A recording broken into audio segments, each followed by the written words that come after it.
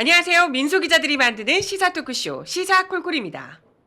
저는 진행을 맡은 정혜림입니다. 안녕하세요. 곰곰이입니다. 경제부 홍민철입니다. 안녕하세요. STI 수석연구원 김진실입니다.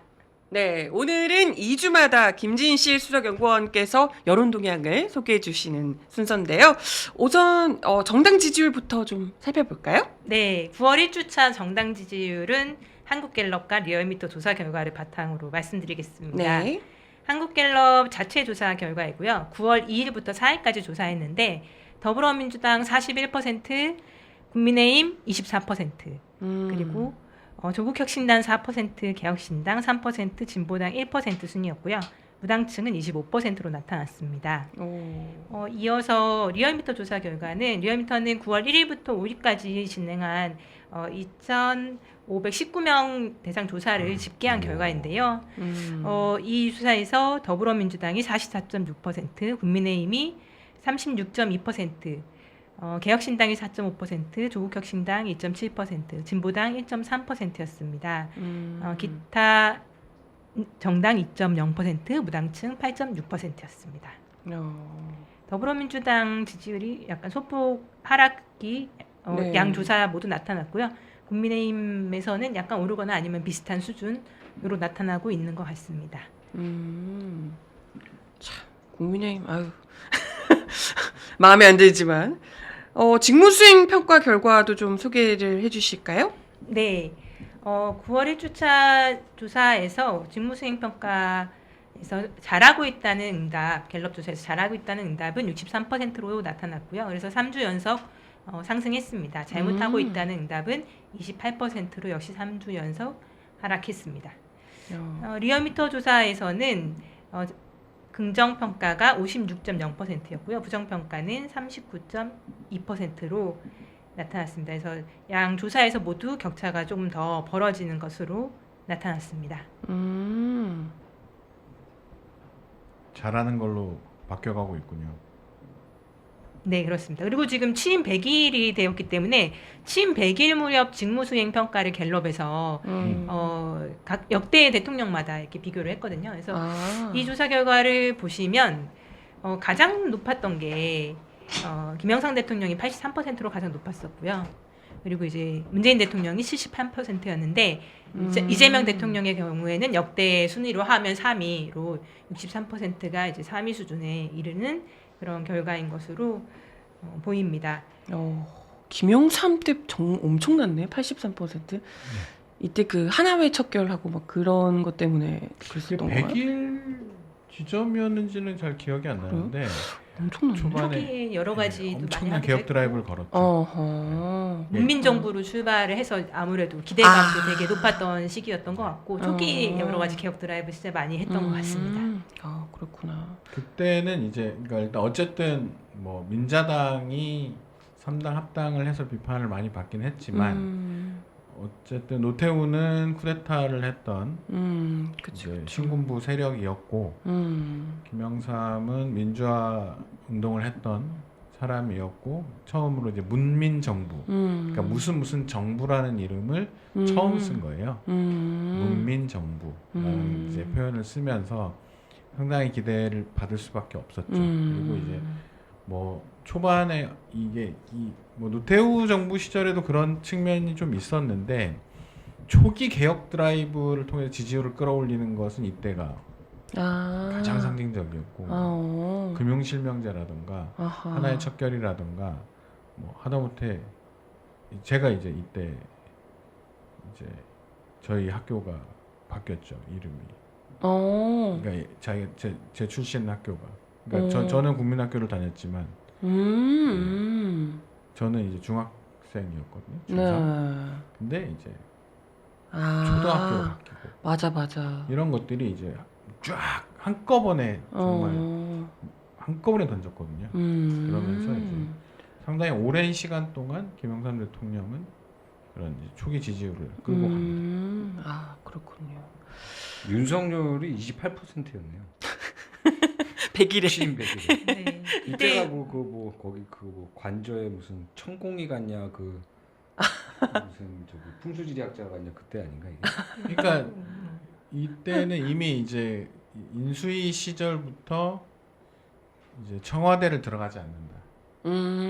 이 청와대 논란이 이제 정권 처음부터 그냥 그 정부가 맞아. 관심 있는 게 그러니까 어디를 계속 들어갈 데가 없어가지고 아파트에 살다가 막 맞아. 뭐 해병대를 쫓아내고 막 뭐 외교부 장관 쫓아내고 뭐 이런 과정들이 있었던 거죠. 그러니까 그런 논란이 있었던 상황이었고 원래 깻잎 차이였잖아요.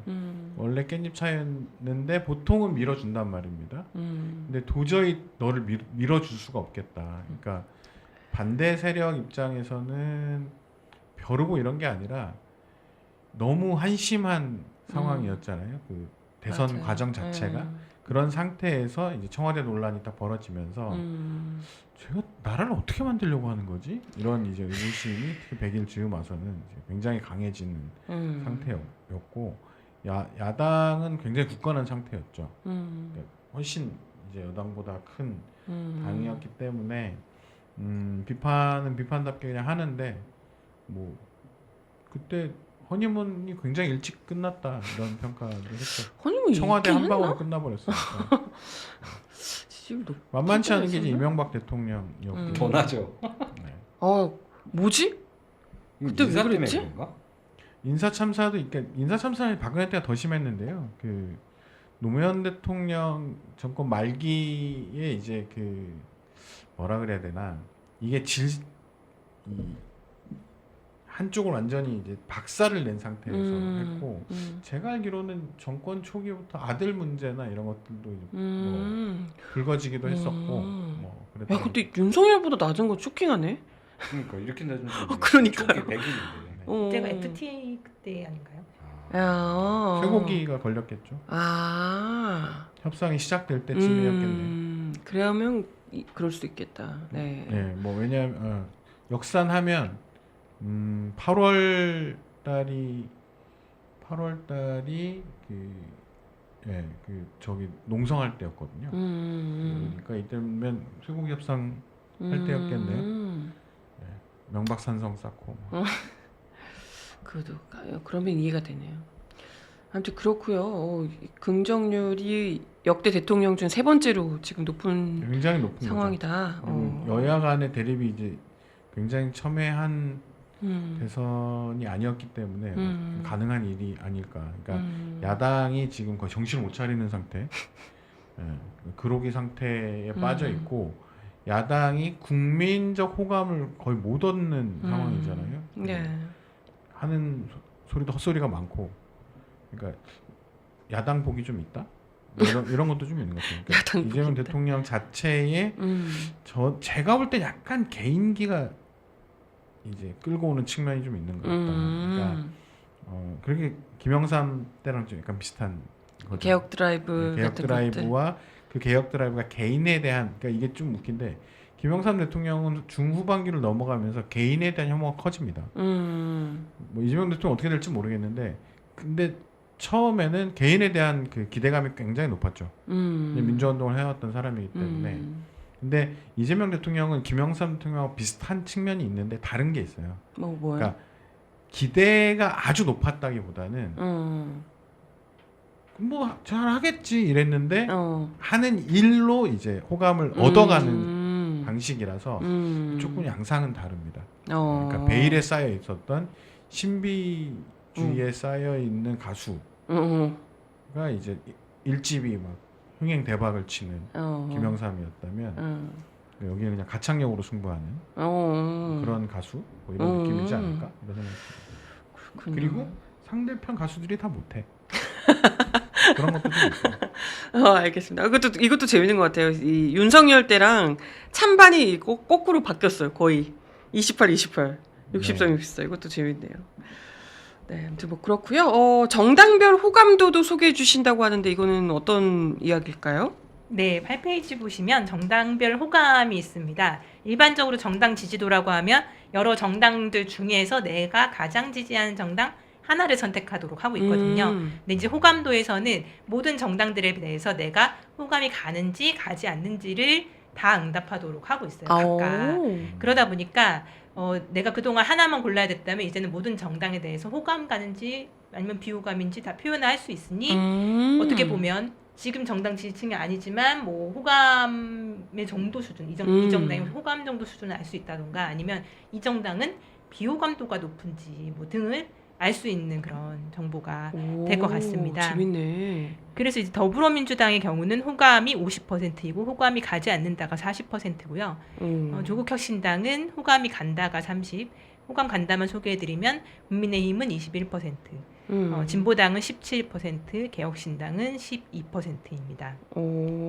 지금 보면 앞서 말씀드렸던 정당 지지도 이게 갤럽 조사니까 이번 주 갤럽 조사의 정당 지지도랑 비교를 해보면 더불어민주당, 조국혁신당, 진보당, 개혁신당 모두 정당 지지도에 비해서 호감도가 높습니다. 근데 이제 국민의힘만 정당 지지도가 24%고 호감도가 21%니까 정당 지지도에 비해서 호감도가 낮은 그런 결과가 뭐지? 나왔습니다. 비호감인데 지지는 한다 이런 거예요? 그렇죠. 그럴 수 있죠. 그런 사람들이 3%는 있다고 할 수 있겠죠. 네. 비호감이면 지지하지 마세요. 이거는 근데 많이 나타나는 현상이죠. 그래요? 어떻게 그럴 수 있어? 그걸 콘크리트 지지율이라고 하는 거잖아요. 싫은데 미운데 그렇죠. 지지는 지지는 하는 거죠. 이게 이제 영남의 힘이죠. 와 납득하기 어렵네. 이거는 호남에서도 많이 나타납니다. 오. 민주당이 한참 못하면 민주당은 싫어하지만 어. 민주당 지지율은 더 높게 나오는 경우도 있습니다. 호남에서. 오. 지역 감정이라는 게 그런 측면이 좀 있죠. 그게 안 나올 수치는 아니죠. 아니, 이게 한 근데 달에 한 번 하는 신기하다. 아니에요. 그렇게 자주 하진 않고요. 1년에 이 뒷페이지 보시면 한 1년에 4번 정도 하는 것 같습니다.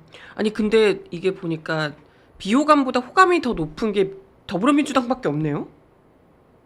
그런 거죠? 그렇죠. 예, 그렇죠. 정당이라는 게 우리나라의 정당이라는 게 호감이 높은 집단은 아니긴 하죠. 네. 유일하게 더불어민주당이 높은 것도 대부분은 이제 그러네. 차선으로 택한다. 그러니까 안티가 얘가 싫어서 너를 한다. 이게 이제 좀 더 강하죠. 그러니까 대표적으로 아까 이제 국민의힘이 이제 높은 거는 민주당이 싫으니까 뭐 이런 층이 이제 강하게 형성돼 있다. 좋아하진 않지만 쟤네는 도저히 안 되니까 내가 저쪽으로 넘어갈 수는 없잖아. 뭐 이런 게 있고 제가 좀 재밌는 거는 개혁신당이에요. 개혁신당의 호감도는 진짜 낮구나.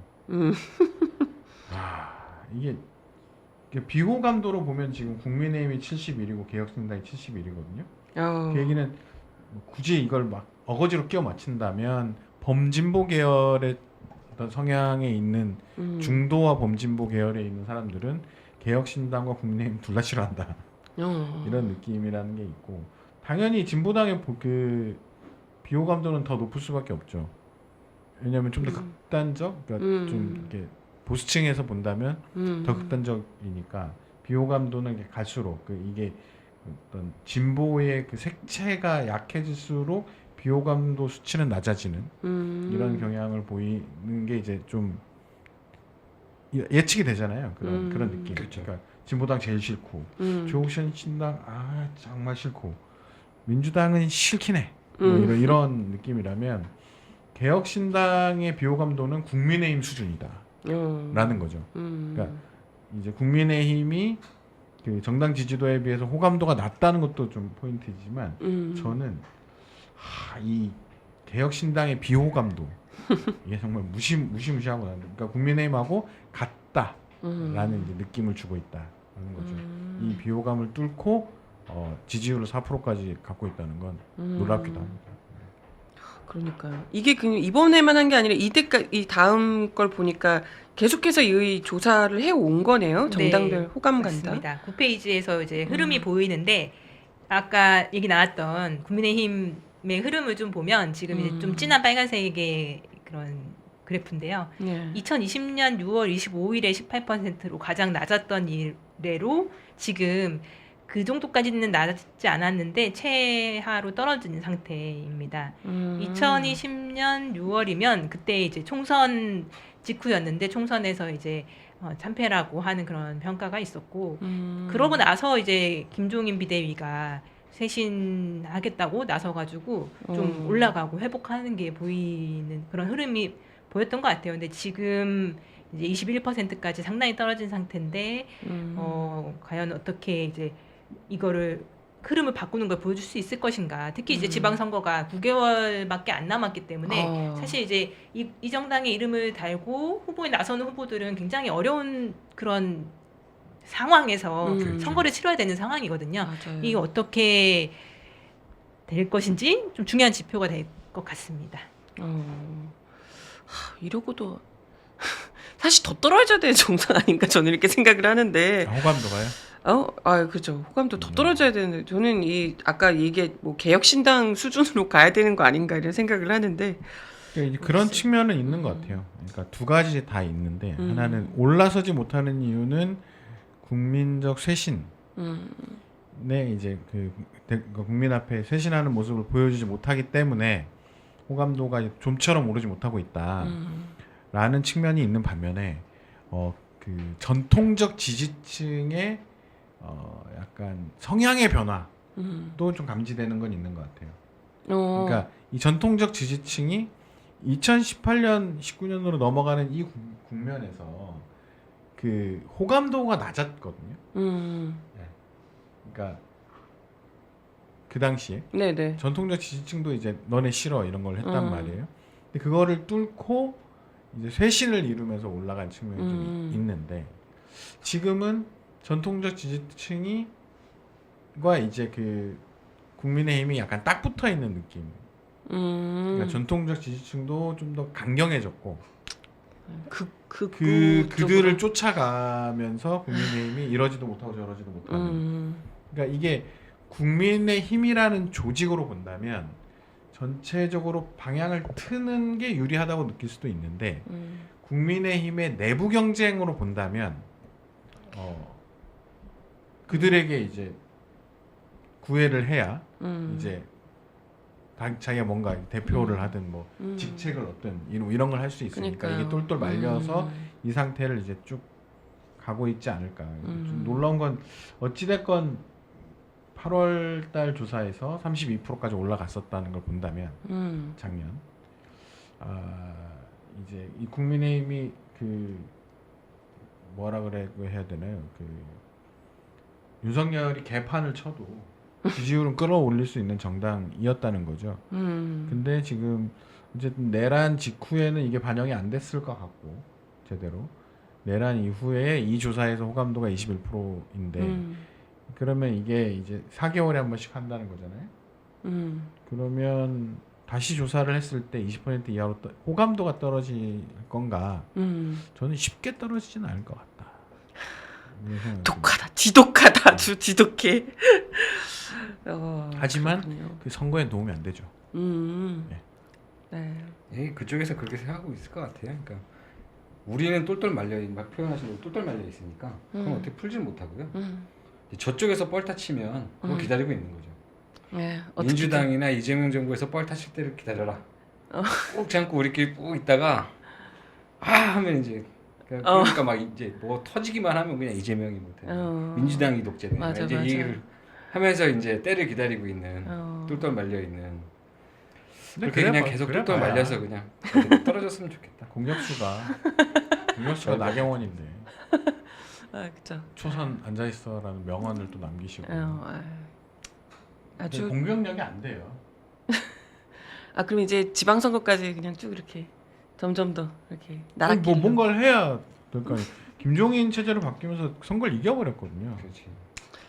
그러니까 그럴 만한 사람이 있느냐. 그러니까 그런 어떤 전체 이 세력의 판을 흔들어서 사람들을 주목시키고 그 힘을 바탕으로 뭔가 변화의 틀을 만들어서 본질은 변하지 않지만 껍데기를 변화시키는 방법으로 이렇게. 그러니까 저는 지금 국민의힘이 왜 정치가 망하냐. 영남 의원들이 정치를 하기 때문이다. 이 TK 의원들은 정치하면 안 돼요. 그냥 4선, 5선, 6선 계속 있어야 돼요. 그러면서 그 중앙 정치에 나서는 사람에게 뭔가 요구를 계속하는 이 정도를 해야지 직접 나와서 뭘 하기 시작하면 망하는 거예요. 왜? 아는 게 없고 할 줄 아는 게 없어요. 할 줄 아는 게 욕하는 것밖에 없는데. 그러니까 그쵸. 심지어 대표가 이상한 얘기를 해가지고 지금 대표 연설 전날 그게 발칵 뒤집혀가지고 자기가 대표 연설 해야 되는데 자기 얘기로 지금 아무튼 자기가 자기 발목을 잡는 이상한 상황이 발생하잖아요. 그렇게 됐으면 좋겠네 이런 이상한 얘기를 해가지고. 그러니까 그게 아니 대표 정도가 되면 조용히 있어야 될 거 아니에요. 다뭐 다른 의원들이 다 떠들어도 자기는 좀 가만히 있어야 될 거 아닙니까? 근데 거기서 또 뭐 소리를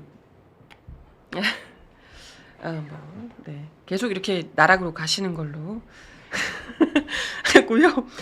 지난주에 사실 우리 이 순서 이 시간에서 그 한일 관계에 대한 국민 인식 얘기해 주셔가지고 저희가 매우 재미있게 또 들었거든요. 그래서 이번 주에 요걸 하겠다 딱 예고를 해주셨잖아요. 저희 너무 기대하면서 저희 기다렸습니다. 한미 관계, 한중 관계까지 이야기를 좀 해주시겠다고 하셨어요? 네, 맞습니다.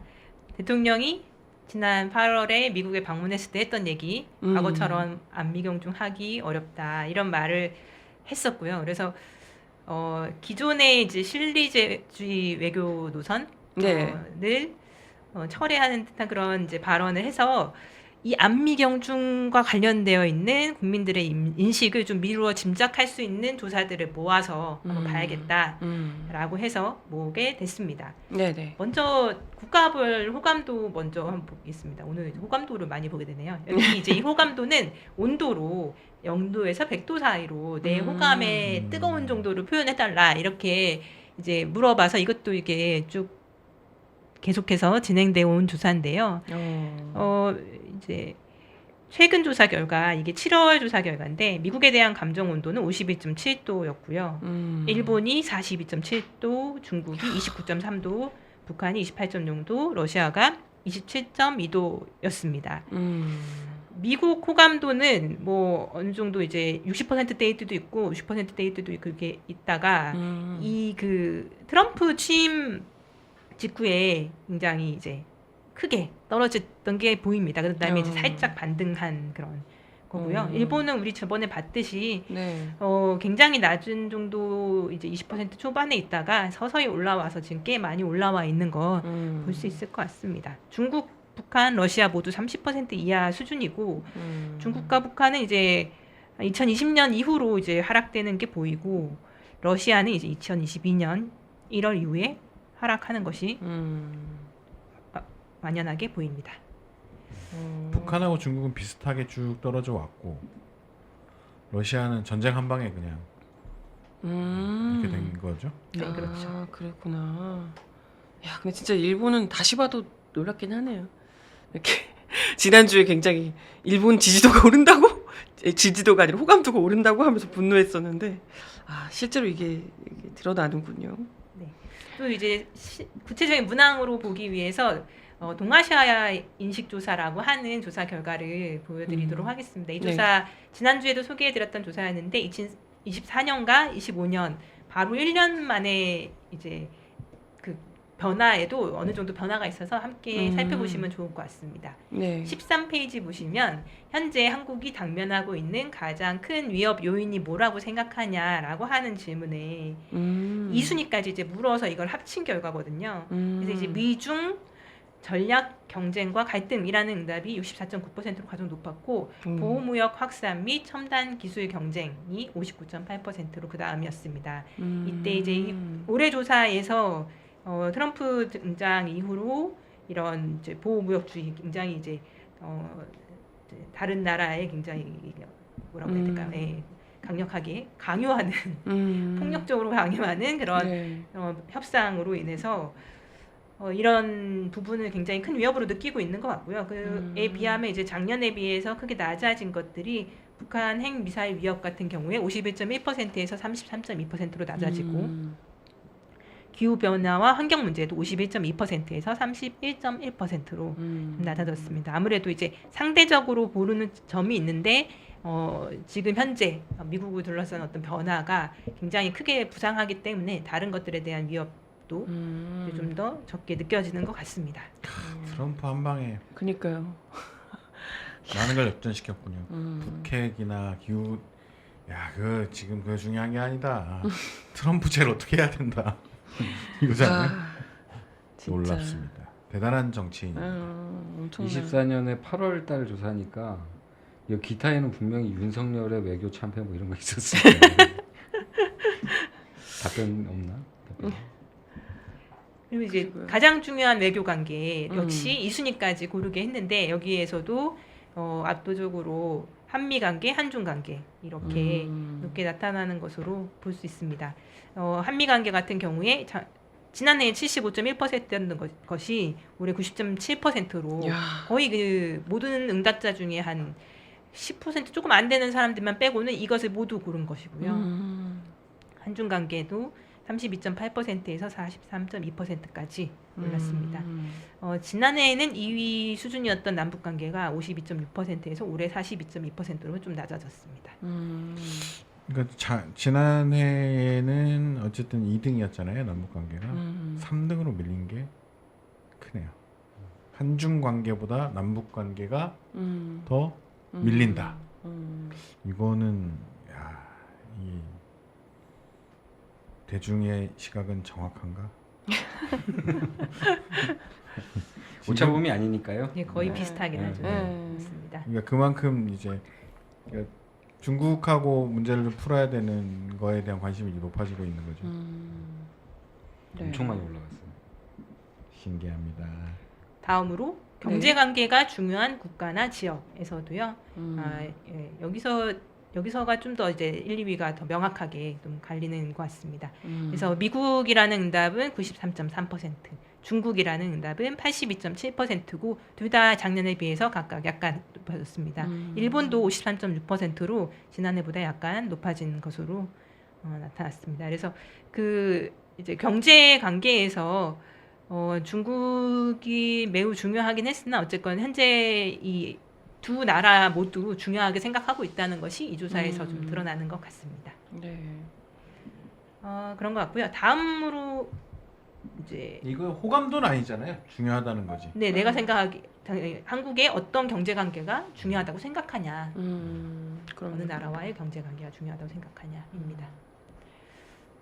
중국과의 경제 관계 역시 중요하게 생각하는 것을 확인할 수 있는 조사 결과였던 것 같고요. 다음 페이지에서는 지금 이제 미국이 한국과 일본의 대중국 무역 및 투자 관계를 제한하고 있는 데서 어떻게 생각하냐라는 이 질문에 이 붉은색 계열이 반대하는 거거든요. 그래서 작년에 보다 반대가 높아졌습니다. 작년에 반대 수준이 55.4%였거든요. 합치면. 근데 올해는 합치면 70.8%까지 그렇게 높아졌습니다. 아무래도 작년보다 그 좀 더 명확하게 좀 전반적인 어떤 무역에서의 그런 제약이 이 응답에도 함께 영향을 미친 것 같습니다. 그러면 제한을 하지 말아야 된다. 제한을 줄여야 된다. 혹은 제한하지 말아야 된다. 중국하고 싸우지 마라. 이런 의견이 넘어가는 거죠. 그러니까 좀 더 이념적이었다면 이게 정부의 상황하고 저는 관계가 있을 거라고 보거든요. 그러니까 정부가 뭘 하느냐는 사람들의 생각에 굉장히 큰 영향을 미친다고 보는데 2024년 조사라면 윤석열이 거의 뭐 미쳐 날뛸 때거든요. 미쳐 날뛸 때입니다. 네.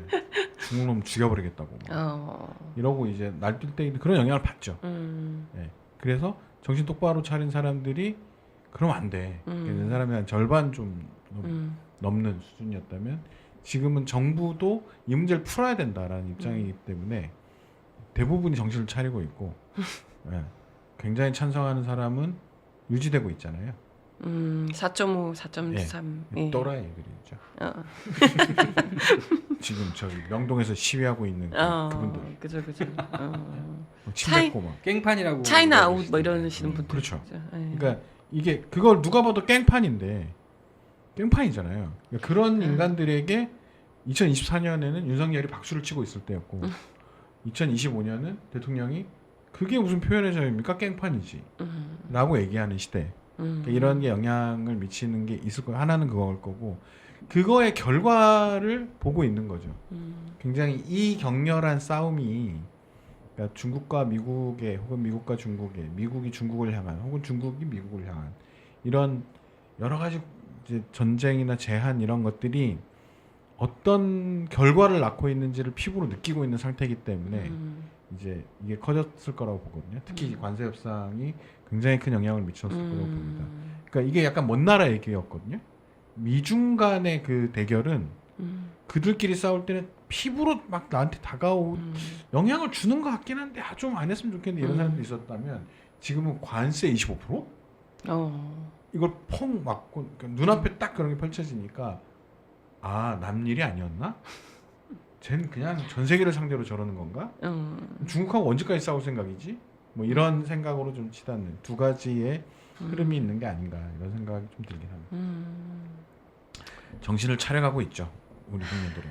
4.5% 늘었어 근데. 그분들은 그냥 어쩔 수 없어요. 그 세상에 또라이들은 있기 때문에. 그러면 정신 차리는데 일조한 게 트럼프니까 트럼프가 그러니까 도와준 건가? 정신을 차렸다기보다는 현실이 눈앞에 더 닥쳐왔다는 거죠. 왜냐하면 이제 매운맛을 보여주면서 이때는 이념적 성향이 더 강하다고 봐요. 사람들이 가치가 좀 더 이념적이었다. 이렇게 좀 볼 수 있는 게 아닐까 하는 생각이 들고 이 이념이라는 건 흐름을 타거든요. 그러니까 뭐 제가 이런 얘기를 자주 하는 편인데 한국은 한반도는 2000년 체제로 한 20년을 살았어요. 그러니까 남북 정상회담이 있었고 서로 어쨌든 전쟁하지 않는다라는 것을 약속을 하고 대화를 한다라는 거 한 20년 동안 그때 이후로 이제 쭉 지켜왔거든요. 그거의 이념적 성향이 뭐냐면 어떻게 나타나냐면 국민들이 전쟁이 날 거라고 생각을 안 하고 살았어요. 그렇죠. 그러니까 그런 게 안 먹혀요. 그러니까 막 전쟁이 날 수 있고 뭐 그게 진보든 보수든 그런 주장을 하는 사람들. 그러니까 예를 보수에서 이제 북한의 위협이 어쩌고저쩌고 하면 뭔 소리야. 너 한가한 소리 하고 있어. 뭐 진보인 사람들이 이제 뭐 한국은 언제나 전쟁이 일어나도 이상하지 않은 한반도는 그런 지역이면 넌 왜 그래? 뭐 이런 측면 경제나 잘하자 뭐 이런 그렇죠. 분위기였다면 이게 2000년 체제가 한 몇 년 전에 깨진 거죠. 끝났죠.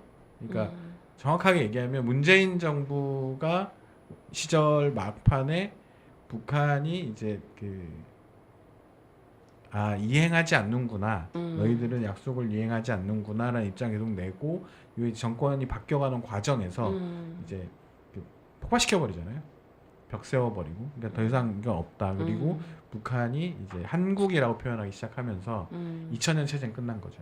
6.15 공동선언 시대는 이제 끝난 상황이고 다시 뭔가를 다시 세팅해야 되는 상황이죠. 근데 이것은 영향은 있어요. 이 20년의 영향은 여전히 사람들 머릿속에 있죠.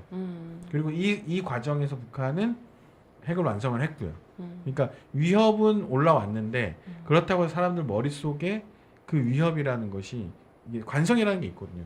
핵이 만들어지고 뭐 이래도 전쟁까지는 안 가지 않을까 이런 생각을 하는 사람도 좀 많은 측면들도 좀 있죠.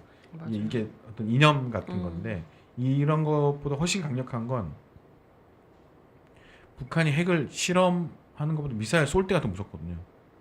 미사일 계속 쏘면 계속 쏘나 보다 그래요. 근데 탕 충돌이 벌어지면 그거는 사람들이 확 느끼거든요. 그거 사람들이 느꼈던 게 이번에 윤석열이 전쟁을 준비했단 말이야. 그러니까 이거에는 약간 공포를 느껴요. 마찬가지로 미국하고의 이 경제 문제도 눈앞에 딱 펼쳐지니까 그전에는 중국하고 싸우는 건 10년 넘은 얘기예요. 미중 간의 패권이 어쩌고 저쩌고 경제 제재를 하네 마네 뭐 이런 것들이 있어도 그럼 뭐 둘이 싸우는가 보지. 중국에 뭐 못 팔아먹네. 뭐 이런 거였거든요. 미국에 좀 영향이 있으려나. 이건 신문을 많이 보는 사람들이었는데 지금은 신문을 보지 않아도 막 온갖 데서 25% 그럼 25%는 어떻게 되는 거야? 얘기를 하니까 이렇게 되는 거죠. 그러니까 정부의 성향에 따라서 사람들의 의식의 관심도가 달라지는 측면들은 좀 있는 것 같다. 제가 제일 관심 있는 거 그래서 4.3%예요. 이 또라이들은 유지되는구나.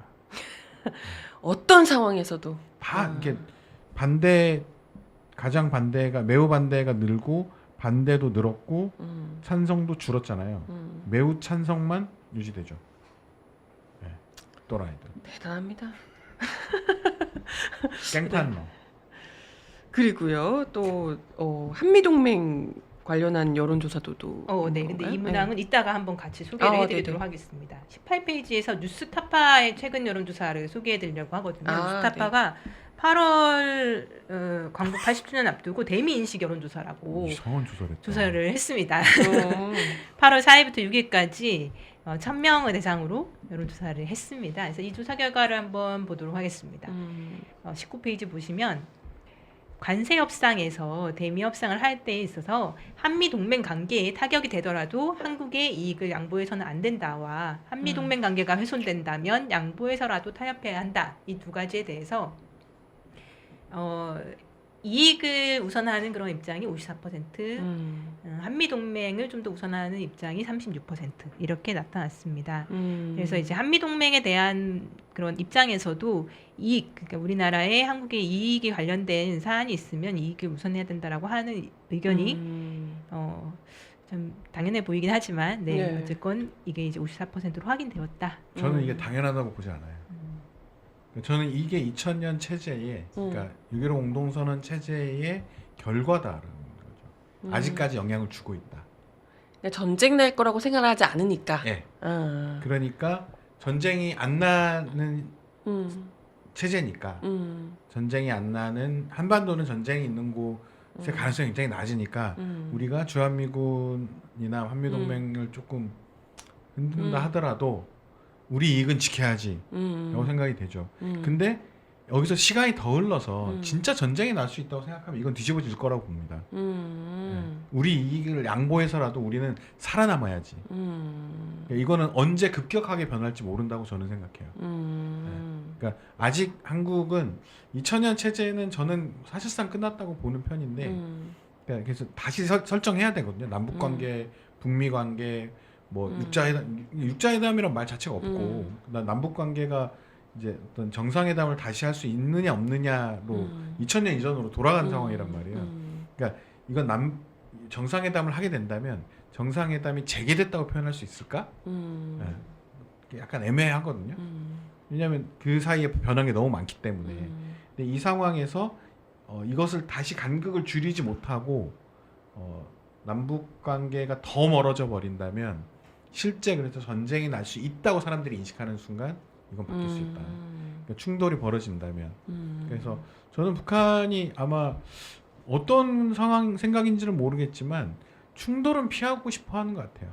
그러니까 오히려 그냥 서로 대면대면하게 살면 안 돼? 뭐 이런 느낌이 좀 전해지잖아요. 윤석열이 계속 싸우자고 했는데 쟤는 왜 무인기를 보내는 거야? 왜 귀찮아 저러는 거야? 이런 느낌. 귀찮아라기보다는 저는 놀랐다고 생각하거든요. 놀랐다고? 네. 뭐 하자는 거지?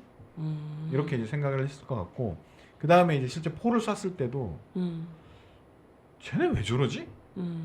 진짠가? 이런 생각을 했을 것 같다. 왜냐면 북한은 지금 충돌을 원하지 않는단 말이에요. 핵 보유국이 됐고 자기들은 이제 경제로 달려가야 되는데 쟤네 왜 계속 싸우자고 덤비지? 뭐 이런 것이 북한의 입장은 저는 약간 그런 거라고 보고. 윤석열을 잘 안 거 아닐까?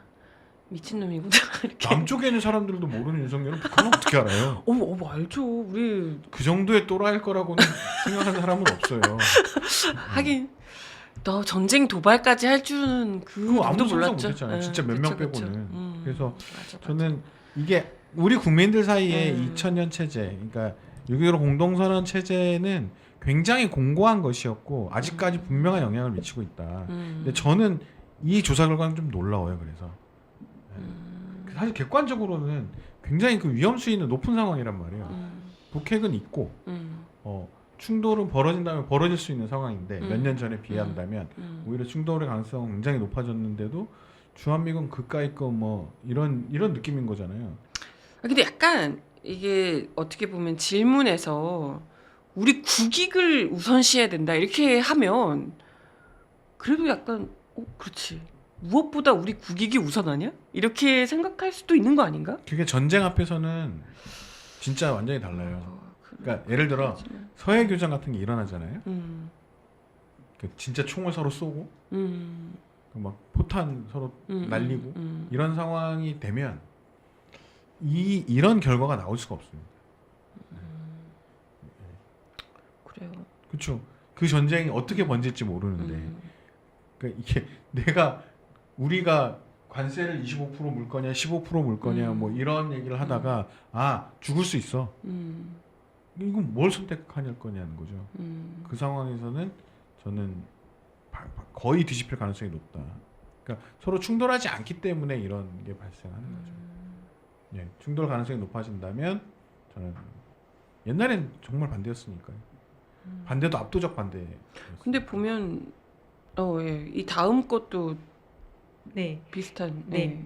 이제 응답은 똑같은데 이제 사안이 달라지는 거거든요. 아까는 네. 이제 관세 협상이었다면 이번에는 방위비 분담금 인상 요구를 트럼프 행정부에서 한다면 이거 어떻게 해야 되냐라는 네. 것에 대해서 한국의 이익을 양보해서는 안 된다라는 응답이 53%, 한미동맹 관계가 훼손된 상황이라면 양보해서라도 타협해야 한다라는 응답이 37%였고요. 이거는 주관적 이념 성향별로 극명하게 갈리는 그런 결과가 나타나서 중도층의 응답은 거의 비슷한데 전체 응답과 비슷한데 진보에서는 한국의 이익을 우선해야 한다는 응답이 70%로 높았고 보수층에서는 한미동맹을 우선해야 한다는 응답이 52%로 높았습니다.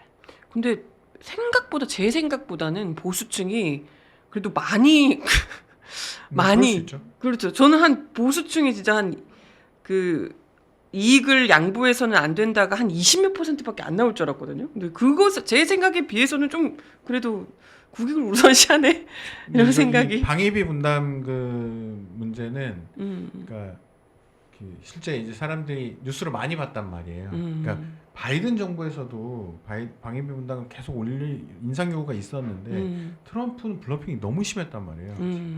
그러니까 이거는 약간 그게 섞여 있죠. 트럼프에 대한 입장도 섞여 있다.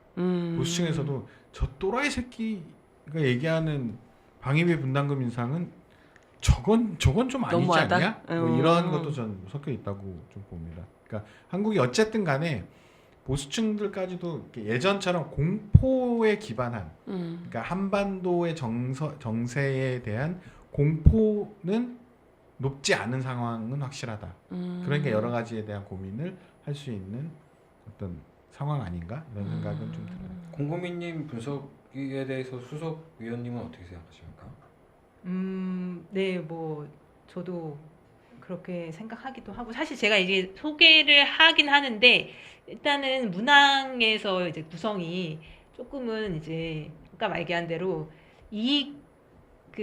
이익과 한미동맹 이렇게 표현해 둔 것이 아무래도 이익을 양보해야 된다 이렇게 응답 선택을 하기가 쉽지 않은 면도 좀 아무래도 있긴 있을 것 같고요. 그리고 아까 얘기한 그건 기본적으로 지금 이 한미 그 정상회담 앞두고 했던 조사였기 때문에 그런 데 있어서 이제 최대한 그 이익을 지켜줄 것을 바라는 마음도 당연히 포함되어 있었을 것 같아요. 적절하게 타협해야 한다라는 문항이 있어야 이게 어느 쪽인지 한가름이 나요. 한미동맹 관계에 타격이 안 되는 선에서 한국의 이익을 적절히 확보해야 한다. 는 건 없죠. 2번 정도에 있으면 그건 질문이 아니지. 그거 너무 신의 영역이 아니에요? 그러니까. 적절하게. 이거 하면 그게 한 70% 나오고 양보해서는 안 된다 15% 나오고 이거 두 마리 토끼 다 잡자는 거 아니에요? 그렇죠. 양자택일을 하라는 건데 그래야 여론을 알 수 있죠. 그 중에 선택을 강요해야 어느 쪽에 쏠려 있느냐 이런 걸 좀 알 수 있을 텐데 저는 이제 질문 자체는 나쁘지 않다고 생각하는데 그러니까 이런 건 좀 있는 것 같아요. 그러니까 북한이 핵을 개발한 거에 대한 핵을 개발했을 때 정말 무서워했거든요 사람들이. 약간 지났는데 별일 안 생기잖아요. 생각해 보니까 핵을 갖고 있는 나라가 무슨 짓을 하진 않거든요. 그치. 그러니까 대부분 알고 있는 거죠. 사람들도 핵을 가진 나라는 사실 안전 보장을 위해서 하는 경우가 많아요. 예, 서로 죽일 것 같으니까. 인도, 파키스탄도 서로 죽일 것 같으니까. 우린 죽을 수 없어. 뭐 이런 것도 좀 있는 거란 말이에요. 북한이 어쨌든 핵을 갖고 나서는 남쪽에 대해서 이제 약간 뭐라 그러지? 우리 헤어져 살아요. 이걸 계속 하죠. 별거처럼. 우리 딴 나라야. 그쵸. 우리는 딴 나라야. 이런 얘기를 계속 하고 있기 때문에 남쪽 사람들이 이제 그런 영향도 좀 있는 거죠. 아, 핵 갖고 쟤네는 수틀리면 우리를 죽일 수는 있겠지만 지금 당장은 아니구만. 뭐 이런 느낌도 좀 있는 것 같고. 근데 이제 한반도를 둘러싼 정세의 핵심은 사실 미중 갈등일 것이고 미중 갈등이 지금 군사적 충돌이 있는 상황인가? 군사적 충돌로 가고 있는가에 대해서는 그거보다 경제에 좀 더 쏠려 있기 때문에 이 안보 문제에 대해서는 좀 더 이제 그 뭐라 그래야 되죠? 안보보다는 경제 이렇게 좀 관심이 더 가 있는 거 아닌가 네. 이런 생각도 좀 들어요. 이건 중국에 대한 한국인들의 입장, 생각, 인식의 변화 이런 것들도 좀 있는 것 같아요. 예전에 중국은 못 사는 나라. 근데 군사 강국. 북한 편 드는 군사 강국 이런 느낌이었거든요. 그리고 우리한테 이제 기술 가져가고 우리가 투자해서 팔아먹는 곳 이런 생각이 있는데 최근 몇 년 사이에 중국에 대한 한국인들의 입장은 두려움일 겁니다. 네. 중국 안 가봤죠? 그렇죠. 북경이나 상해 같은 데 갔다 온 사람들의 분위기는 약간 입이 떡 벌어진다. 그래요? 네, 그러니까 약간 공포를 느낀다 이렇게 하죠. 그러니까 우리보다 좋네 이런 느낌이 있는 거예요. 그러니까 지난번 이제 일본에 대한 인식을 할 때 뭐 그 홍민철 기자가 일본이 우리한테 시비를 걸었는데 우리가 극복이 되네 이런 걸 느끼고 자신감을 얻고 일본을 좀 다녀왔는데 일본이 우리보다 나은 게 별로 없어 보이던데 만만해진 거잖아요. 그러니까 무장이 해제됐죠. 공포가 사라졌는데 우리보다 한참 밑이었다는 어떤 인식이 있었던 때 중국이 반해 지금의 중국은 그게 아니잖아요. 거의 모든 산업 분야에서 한국을 뛰어넘은 상황을 요 몇 년 사이 최근 한 5년 사이에 느끼고 있단 말이에요. 그러니까 공포가 느껴지죠. 네. 두려움의 대상. 그러니까 두려움과 존경은 약간 뭐 그런 게 이제 연관이 좀 돼 있는데 일본에 대한 공포나 두려움은 사실 존경심 같은 것도 있었죠. 우리보다 낫다. 그러니까 한국 사람들이 유독 미국에 대한 그 어떤 뭔가 모를 공포 이런 것들도 있거든요. 우린 저들을 넘어설 수 없어 이런. 왜냐하면 모든 면에서 뛰어나다고 하니까. 그래서 모든 걸 다 미국하고 비교해요. 한국 사람들은. 그렇죠. 그렇거든요. 미국에서는 미국 민주주의가 한국 민주주의보다 나은지 난 잘 모르겠는데 미국 비교를 하고 기업도 미국 비교를 하고 교육도 미국 비교를 해요. 근데 미국이 전 세계적으로 나은 분야가 별로 없는데도 다 미국하고 비교를 합니다. 그러니까 한국 정서의 존경의 대상인 거예요, 미국은. 그러니까 공포가 있거든요. 중국을 지금 존경하는 건 아닌데 약간 놀래고 있죠. 그러니까 경외와 공포 이런 게 이제 있기 때문에 중국에 대한 그런 입장들이 좀 나오고 있는 거 아닌가. 근데 여기에서 그들이 우리를 군사적으로 뭘 할 거라고 생각하진 않죠. 그러니까 우리 이제 군사 안보 문제에 대해서는 예전보다는 좀 중요도가 약간은 떨어져 있는 상태인데 미중 간의 갈등이 이제 군사적 단계로 넘어가게 되면 이건 또 모르죠. 저는 또 약간 달라질 거라고 봅니다. 그게 다음 질문 아니에요 지금? 그 질문이 더 있나요? 죄송합니다. 네, 있습니다. 주한미군의 한반도 밖 상황 투입에 대해서 그런 질문입니다. 그래서 주한미군의 역할을 어떻게 할 것이냐에서 미중 갈등에 연루되지 않도록 주한미군의 역할은 있네요. 한반도에서 북한 위협을 억제하는 데 제한해야 한다라는 선택은 55%가 선택을 하였고요. 주한미군은 한미 양국의 동맹국이니 미국이 요청할 경우 한반도 밖 상황에 투입할 수 있다. 이 응답이 34%였습니다. 즉 지금 현재로서는 어쨌건 한반도 밖에 어떤 그런 투입에 대한 그런 가능성이 훨씬 더 높아진 상황인데 이에 대한 찬성 여론은 높지 않았다라는 것을 이 문항을 통해서 알 수 있는 건데요. 다만 이제 문항을 어떻게 묻느냐에 따라서 답변은 크게 달라지기도 한다는 게 다음 페이지에도 있습니다. 이 조사가 아까 봤었던 동아시아 인식조사의 한 문항인데요. 여기서는 질문이 이렇게 했어요. 한미동맹은 북한의 군사적 위협에 대한 대응을 넘어 지역 및 세계 문제 해결에 역할을 하는 동맹으로 발전해야 한다. 뉘앙스가 굉장히 많이 달라져서 지역 및 세계 문제 해결에 역할을 하는 동맹이라고 했을 때 여기에 대한 동의 의견이 매우 높았다. 그래서 이게 몇 %일까요? 좀 모호한데 질문이 이렇게 하니까 되게 멋있는 그 글로벌 히어로 역할을 해야 한다. 약간 이런 느낌이어가지고. 그런 것 같습니다. 네, 86.3%입니다. 동의 의견을 합치면 그래서 2024년에 77.8%였는데 여기에 비해서 높아졌습니다. 그래서 사실 현실에서는 아까 얘기한 것처럼 이제 주한미군이 다른 나라에 뭔가 파견된다거나 이런 양상으로 나타날 것인데 사실 지금 여기서는 뭐 물론 이제 그 한미 동맹이 이제 안보 문제뿐만이 아니라 뭐 약간 이렇게 그런 식으로 좀 해석될 수 있게 좀 표현을 하다 보니까 그렇게 된 것도 있는 것 같아서 좀 뭐 두 가지 문항이 해석하기에 따라 어떻게 보일 수 있느냐에서 다르긴 하지만 저는 뭐 어쨌건 전체적인 다른 문항과 이제 해석을 우리가 함께 한 해석을 살펴보자면 안보 문제에서의 미국과의 동맹을 중요시하는 것은 확인이 되나 그렇다고 해서 그 안보가 현재 우리에게 지금 당장 눈앞에 명확하게 나타나 있는 경제 문제를 경제 문제를 종속시킬 수 있는 그런 정도로까지 보지는 않는 것으로 그렇게 해석이 되는 것 같습니다. 그런 것 같아요. 그 말씀하신 것대로 아직까지 우리 국민들이 뭐 안보적인 문제에서 심각하게 지금 위협적으로 느끼고 있는 수준은 아니라서 지금은 그렇다는 말씀이신 그런 거죠. 상황이 예. 있고 경제 문제는 굉장히 심각하게 보이는 네, 그런 네, 상황이기도 하죠. 이게 뭐 추세가 강화되어 온 결과이고 경제 문제가 대두된 것은 굉장히 급속도로 그러니까 급속도로 이제 높아져 왔던 이제 인식의 결과인 거라고 보고 저는 이제 이 2025년 한미 동맹은 그 마지막 질문 있잖아요. 북한의 군사적 위협에 대한 대응과 이 대응되는 다른 선택지가 이제 지역 및 세계 문제 해결의 역할을 하는 동맹. 그러니까 군사적 동맹에서 이제 경제와 여러 가지 지역에서의 역할, 세계적 글로벌 역할을 강화하는 방향이라는 대항점을 이제 그렇게 잡고 있어서 이런 게 늘어났다고 좀 보는 거죠. 그러니까 군사적 위협에 대한 것은 한국민이 굉장히 낮아져 있다. 네.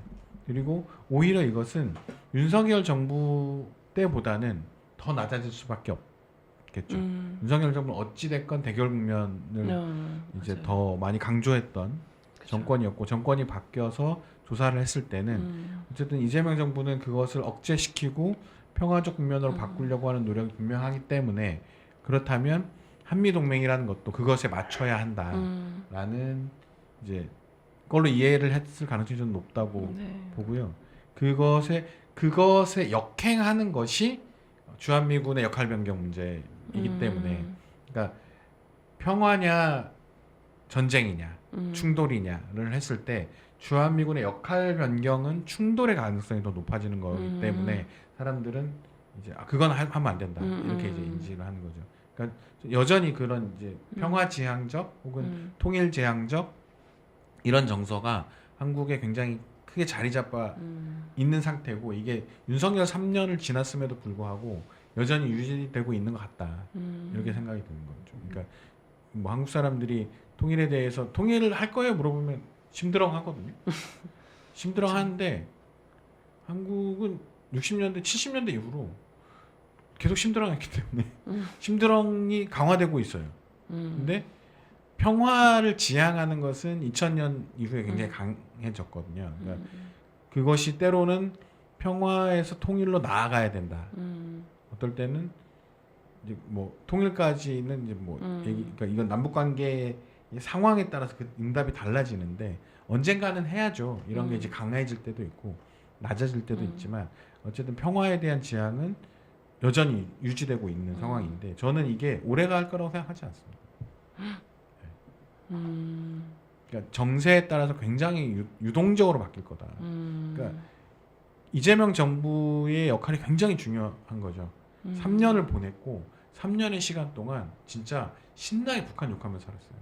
그렇죠. 그러니까 다 북한 욕했어요 그냥 맘 놓고. 뭘 뽀개도 북한 저 미친놈들 핵 만든 미친놈들 저 건물을 왜 뽀개냐 미친놈들 뭐 계속 이런 그러니까 뭐 어느 정치 세력이건 간에 북한에 대한 비판적 입장만 내는 상황이었거든요. 그냥 정부는 미친 듯이 달려가니까 너는 그런 미친 또라이 짓을 하면 안 돼. 내가 나쁜 짓을 한다고 너도 나쁜 짓을 할 거니 이 정도 수준이었거든요. 그러니까 이러면 사회적 영향을 받아요. 그러니까 북한에 대한 혐오 감정은 굉장히 올라왔단 말이에요. 근데 이 방향을 틀어내는 건 되게 중요하다. 왜냐하면 그래야 평화지향적 인식이 유지될 거라고 저는 봅니다. 이걸 놓는 순간, 그러니까 우리는 통일에 관심 없어. 우리는 뭐 북한하고 뭐 잘 지내면 되지 뭐 통일이야. 이렇게 이제 한 단계 한 단계 멀어져 갈수록 나만의 정부, 나만의 정치 세력이 이런 거에 한 단계 한 단계 멀어질수록 국민적 인식은 더 멀어지거든요. 그래? 그럼 한판 붙어? 이런 정서로 갈 수도 있다. 이걸 억제시키는 건 뭐 어떻게 되든지 간에 나만의 북한이 어떻게 하든지 간에 나만의 어떤 정치 세력이라면 나만의 평화를 지향하는 정치 세력이라면 통일을 지향하고 관계를 회복하고 통일을 지향해 나가겠다. 그것이 100년이 걸리든 50년이 걸리든 100년이 걸리든 우리가 해야 될 일이다 라는 지향을 명확히 하고 민주당이 이제 명확히 하고 가는 거거든요. 북한이 통일 안 할래 그랬더니 너네 그렇게 생각해? 우리는 아닌데. 이런 게 이제 이게 그 최근에 그 민주당의 그 한 유력 정치인이 그 통일의 시대 끝났다고 얘기했다가 완전 내부 진압당했잖아요. 그 유력 정치인이 비서실장까지 했던 유력 정치인이 그런 주장을 했다가 정말 진압이 당했어요. 민주당 입장은 그게 아니다라고 그냥. 그러니까 이건 뭐냐면 민주당도 알죠. 지금 당장 통일 안 되는 거 아는데 우리의 지향은 명확하다. 그리고 지금 단계에 갈 수 있는 것은 있다. 그러니까 정치 세력이라면 그런 지향을 좀 뚜렷이 할 필요가 있고 이재명 정부는 하겠죠. 통일을 지향하겠으나 지금 당장 통일하는 얘기도 아니고 교류하고 어떤 관계 회복에 나설 텐데 이런 지향과 실제 실천들이 국민들에게 주는 영향은 굉장히 큽니다. 그리고 그런 국민들의 인식이 이렇게 굳건하게 있어야 이런 위협에 대해서 이런 입장들이 나올 수 있는 거예요. 만약에 흔들리지 않고 우리는 중국하고 한번 붙을까? 이런 생각들, 북한하고 한번 붙을까? 이런 생각들이 못 올라올 거다. 저는 그렇게 생각하지 않아요. 그게 몇 년 전까지 2000년 전에는 2000년 6.15 전에는 충분히 있었던 거였어요. 실제 폭격 얘기도 2000년대 초반까지도 계속 있었던 얘기이기 때문에 2000년 체제가 만들어지고 나서도 북을 폭격할 수 있다라는 거에 대해서 폭격해 이런 게 이제 국민들의 이제 정서였다면 그 시기로 되돌아가는 건 정말 순식간일 수도 있다. 그리고 우리가 원하지 않는다 하더라도 그런 비슷한 상황이 발생할 수 있는 거죠. 그러니까 미중 간의 갈등이 실제 군사적 관계로 넘어갔을 때 국민들한테 물어보면 어떻게 할 것 같아요? 우리는 중립국으로 가자? 그런 대답 나오기 어렵습니다. 우린 선택을 강요받게 돼 있어요. 구조가 그러니까. 그러니까 그런 위에 있기 때문에 이런 지향이나 이런 정치의 역할, 정부의 역할 이런 게 굉장히 더 중요하죠. 이재명 정부가 이 문제를 적극적으로 풀려고 하는 것 같고 최근에 좀 움직임을 본다면 다음 스텝을 어쨌든 에이펙 언저리에서 뭔가를 좀 해보려고 하는 것 같아서 좀 지켜봐야 될 것 같아요. 저건 너무 그 외교적으로 상황이 어려운 지금 상황이라서 이재명 대통령이 진짜 과제가 너무 많으실 것 같아요. 근데 진짜 공부 많이 했다. 예. 네. 잘 들었습니다. 아니 네. 저도 잘 들었습니다. 네. 준비를 많이 해주셔가지고. 아니, 제가 그리고- 올해 요즘에 그 고민 좀 많이 네. 해서 그래요. 이 문제를 어떻게 볼 거냐 이런 거. 네네.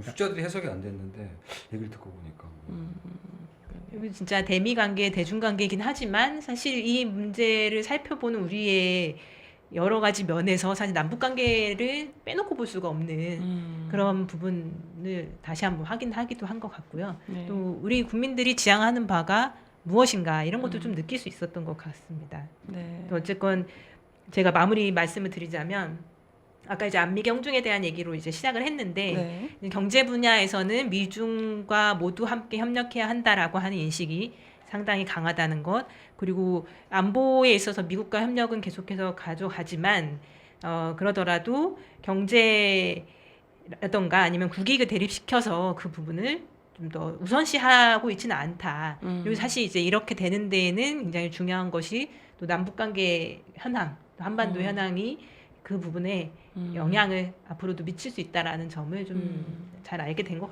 같습니다. 네. 그리고 지금 사실 이제 이재명 대통령 국정수행 평가, 긍정 평가가 높은 이유가 이제 보면 상위 맨 위 순위의 외교가 차지하고 있거든요.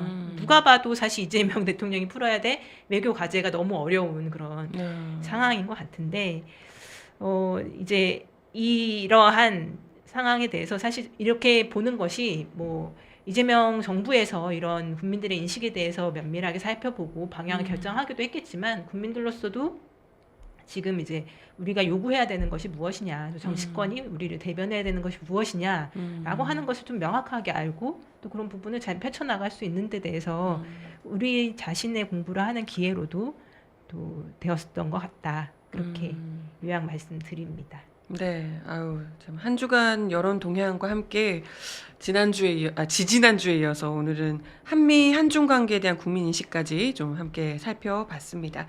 오늘 내용 여기까지 하고요. 김진실 수석연구원님과는 2주 후에 다시 뵙도록 하겠습니다. 네, 민중의 소리 채널 구독과 좋아요, 알림 설정, 댓글 많이 부탁드리겠습니다. 오늘도 함께 해주셔서 감사합니다. 감사합니다. 감사합니다.